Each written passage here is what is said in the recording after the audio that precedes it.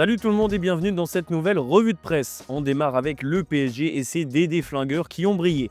Le champion de France en titre a remporté le premier derby parisien de la saison en battant le Paris FC 2-1. Désiré Doué et Ousmane Dembélé ont inscrit les 2 buts du PSG, tout un symbole pour l'équipe de Luis Enrique.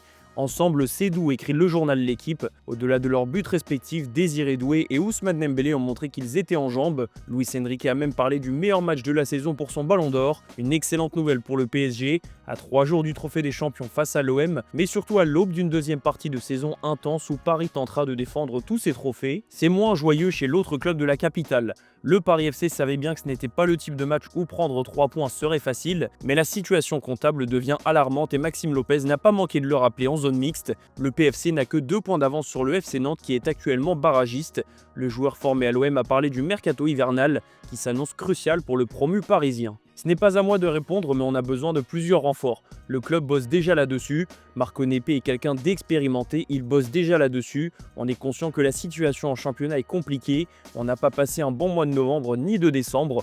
On ne va pas se mentir, j'espère que le mercato va nous aider. On a besoin de renforts, on a besoin de vrais renforts. Il ne faut pas faire de langue de bois à lâcher le capitaine du Paris FC. L'un des faits marquants de ce derby 100% parisien, au-delà du score, c'est que la rencontre a été arrêtée à plusieurs reprises en raison de chants discriminants, principalement en vue du classique de jeudi face à l'OM. Et Luis Enrique n'a pas apprécié que le match soit arrêté car pour lui, cela n'arrive qu'au Parc des Princes.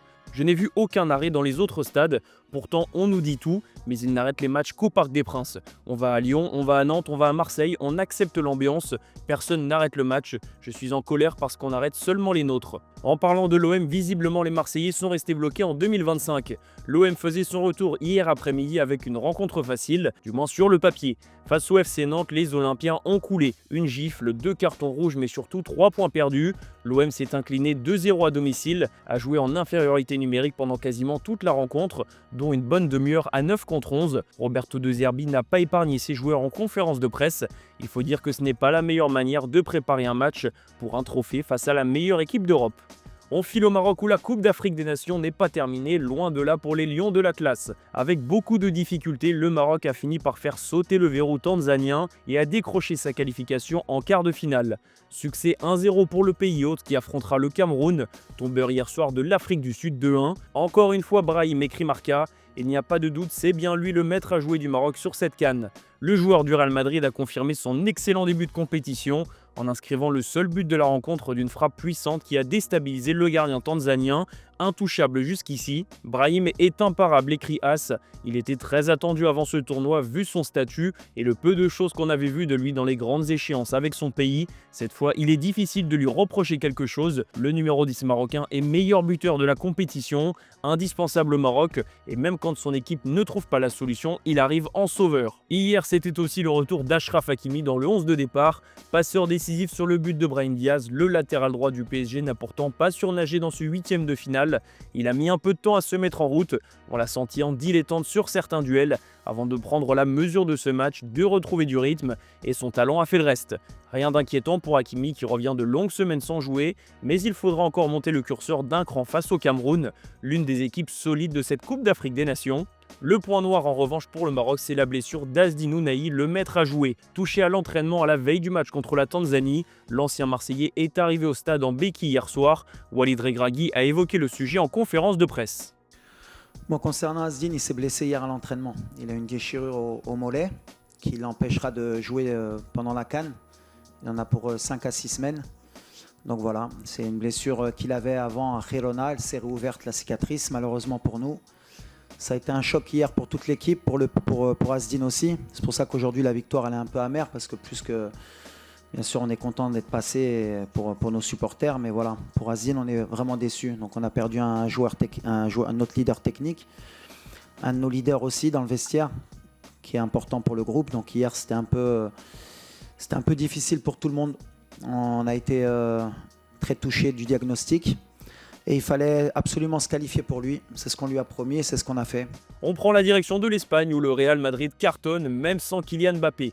Le club madrilène s'est imposé 5-1 contre le Real Betis grâce à un triplé de Gonzalo Garcia, remplaçant attitré de Mbappé. Une étoile est née, écrit la presse espagnole. Superman Gonzalo est-il aussi appelé par As? Bref, les superlatifs ne manquent pas pour évoquer la très grosse prestation de l'attaquant espagnol. On l'avait découvert pendant la Coupe du Monde des clubs, avant qu'il disparaisse un peu des radars. Finalement, Gonzalo Garcia a simplement attendu sa chance pour briller. Interrogé après le match sur une éventuelle association avec Kylian Mbappé, il a expliqué qu'il aimerait combiner avec le capitaine de l'équipe de France, une relation qui pourrait être intéressante sur le terrain. En tout cas, elle semble déjà très bonne en dehors. Mbappé n'a pas manqué de féliciter son coéquipier en postant une story après la rencontre. Le point noir pour le Real Madrid dans cette belle victoire, c'est l'accueil du Bernabéu pour Vinicius Junior. 2026 n'a pour le moment rien changé, le Brésilien a été sifflé au moment de quitter le terrain. Il a été réconforté en conférence de presse par Xabi Alonso qui a déclaré que Vinicius finirait par se faire applaudir. En attendant, pour le moment, c'est tout le contraire. Un petit mot sur le Barça et le Mercato. On a évoqué récemment un éventuel retour de Joao Cancelo qui souhaite quitter l'Arabie Saoudite. Le FC Barcelone n'est pas contre mais a quelques doutes, notamment financièrement. Il faudrait que le Portugais fasse de gros efforts pour revenir. La direction du Barça et Hansi Flick ont prévu d'attendre la Supercoupe d'Espagne pour voir si un renfort était nécessaire. Et à ce moment précis, ils prendront une décision. Direction l'Angleterre où le coup de gueule de Ruben Amorim n'est pas passé inaperçu.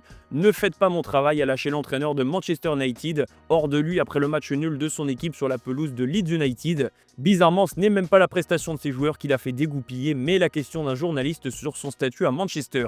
Il a bien rappelé qu'il était le manager du club et non seulement le coach, mais ça c'était la vérité d'hier. La nuit a visiblement servi aux dirigeants des Red Devils pour réfléchir et Ruben Amorim a été licencié ce lundi matin. Le club a officialisé la nouvelle sur son site internet. Une décision qui fait sûrement suite à sa déclaration tonitruante hier en après-match. Je sais que je ne m'appelle ni Tuchel, ni Conte, ni Mourinho, mais je suis le manager de Manchester United et cela restera ainsi pendant 18 mois ou jusqu'à ce que la direction décide de changer. Voilà ce que je voulais dire, je voulais en finir avec ça. Je ne démissionnerai pas, je ferai mon travail jusqu'à ce que quelqu'un d'autre prenne ma place. A lâché Ruben Amorim. La presse anglaise n'a d'ailleurs pas manqué de faire le lien avec Enzo Maresca qui a quitté Chelsea moins d'un mois après avoir critiqué publiquement sa direction et visiblement elle avait flairé le coup. Côté résultat, Liverpool a encore vécu un scénario fou mais n'a pris qu'un point à Fulham.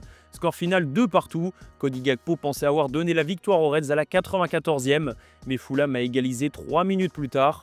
Pour Tottenham, match nul également contre Sunderland et les mêmes problèmes qu'en 2025. L'équipe de Thomas Frank continue de patiner dans la deuxième partie du classement. Une 13e place décevante vu les investissements récents.